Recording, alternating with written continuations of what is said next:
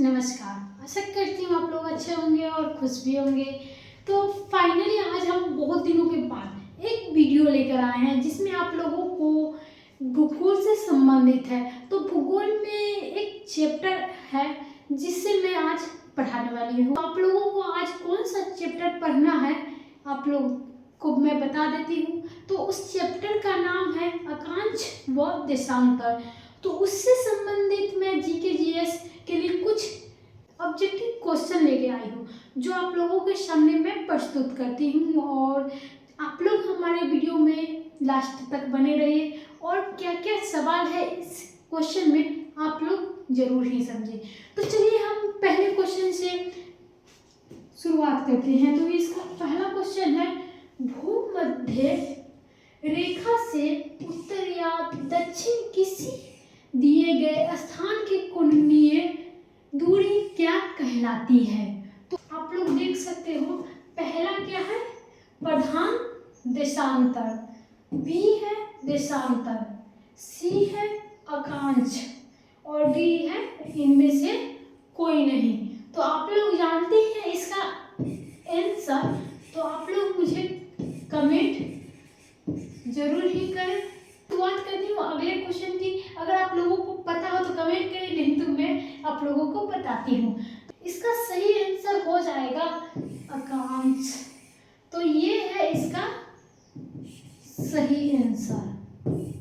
हमारा अगला क्वेश्चन है, निम्नलिखित में से कौन सा वृत्त का उदाहरण है। तो पहला है कर्क रेखा, दूसरा है मकर रेखा, तीसरा है भूमध्य रेखा, चौथा है आर्कटिक रेखा।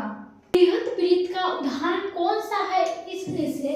तो चलिए आप लोग जल्दी जल्दी कमेंट कीजिए और बताइए। तो आप लोगों को बता दूं, बृहत वृत्त का उदाहरण सबसे अच्छा होता है भूमध्य रेखा, जो आप लोगों को सी नंबर में मिल जाएगा।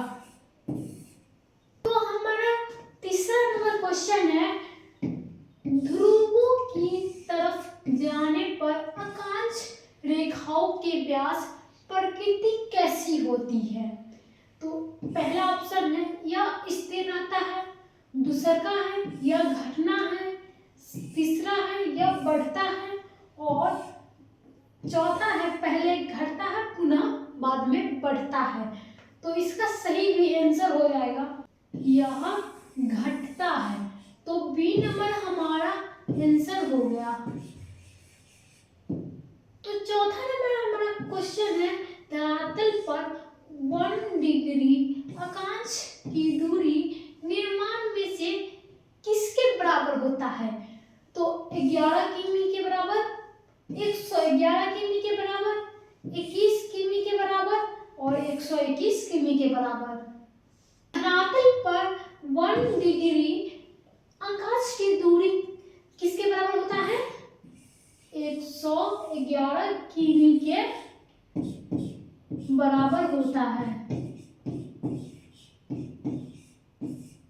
पांचवा है, वह काल्पनिक रेखा जो पृथ्वी के 2 भागों में बांटता है, ये क्या कहलाती है। भूमध्य रेखा, कर्क रेखा, मकर रेखा, इनमें से कोई नहीं। तो आप लोगों को मैं बता दूं, इसका सही आंसर हो जाएगा भूमध्य रेखा, जो आप लोगों को पहला नंबर में मिल जाएगा। छठा नंबर है हमारा, अक्षांश भूपृष्ठ पर भूमध्य रेखा के उत्तर या दक्षिण एक बिंदु के दूरी है जो पृथ्वी के केंद्र से मापी जाती है, दूसरा है भूमध्य रेखा से मापी जाती है, तीसरा है कर्क रेखा या मकर रेखा से मापी जाती है और चौथा है ध्रुव से मापी जाती है।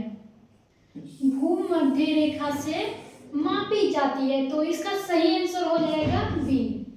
तो 7वां नंबर है, दोनों ध्रुव को जोड़ने वाली वह काल्पनिक रेखा जो मध्य रेखा के समकोण पर प्रतिच्छेदी करती है, वह क्या कहलाती है। मध्ययान, देशांतर, अक्षांश, इनमें से कोई नहीं। तो हमारा यह दोनों ध्रुव को जोड़ने वाली काल्पनिक रेखा के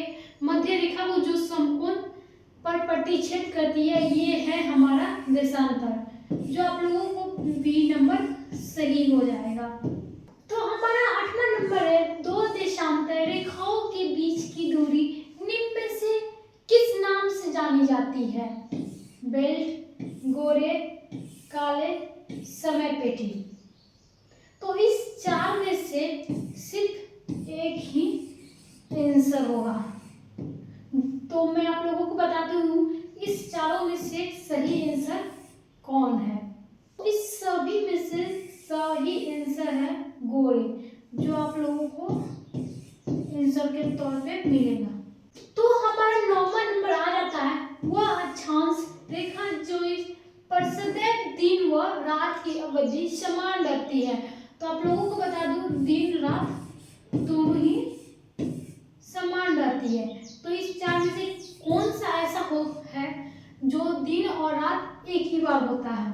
तो आप लोगों को हम बता दूं कितने मिनट की अवधि होती है? तो सिर्फ 4 मिनट की, जो आप लोगों को पहला नंबर सही आंसर हो जाएगा। तो ये रहा हमारा 10वां नंबर, जो है वह अक्षांश रेखा जिस पर सदैव दिन व रात की अवधि समान रहती है। तो क्या हो गया? पहला हो गया भूमध्य रेखा, दूसरा हो गया कर्क रेखा, तीसरा हो गया मकर रेखा और चौथा हो गया हिज रेखा। तो इसमें भी हमें 4 ऑप्शन दिया गया है, जिसमें से सिर्फ एक ही सही उत्तर होगा। तो चलिए हम पता लगाते हैं इसमें से कौन सा सही उत्तर है। तो वो अक्षांश रेखा जिस पर सदैव दिन व रात की अवधि समान रहती है, किस पे रहती है? आप लोगों को पता हो तो कमेंट करें, नहीं तो मैं बताती हूँ।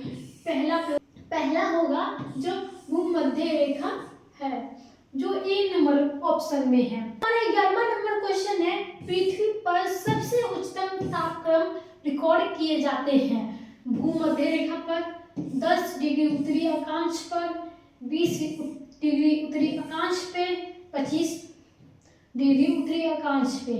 तो इसका सही आंसर हो जाएगा हमारा भूमध्य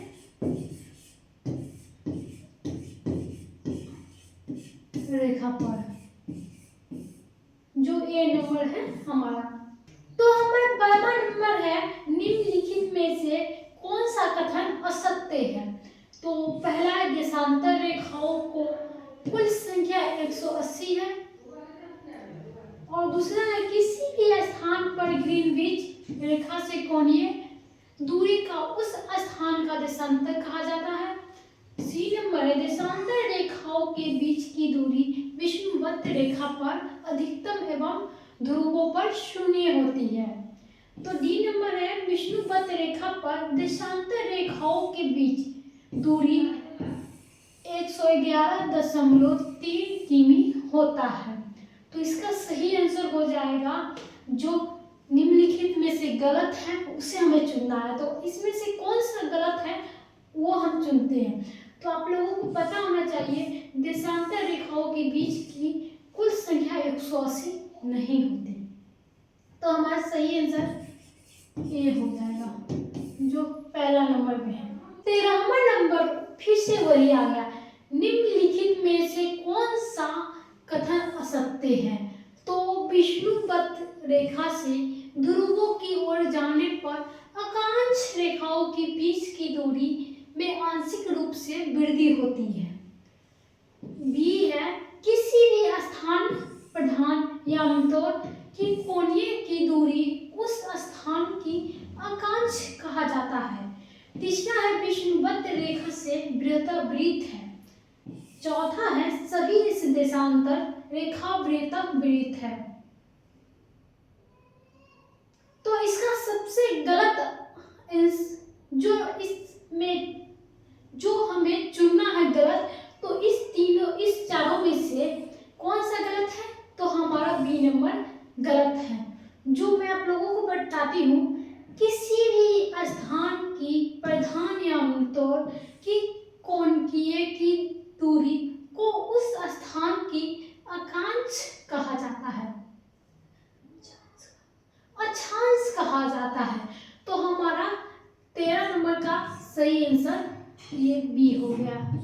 हमारा यहाँ पे 14वां नंबर, दो अक्षांश रेखाओं के बीच की दूरी लगभग कितनी होती है?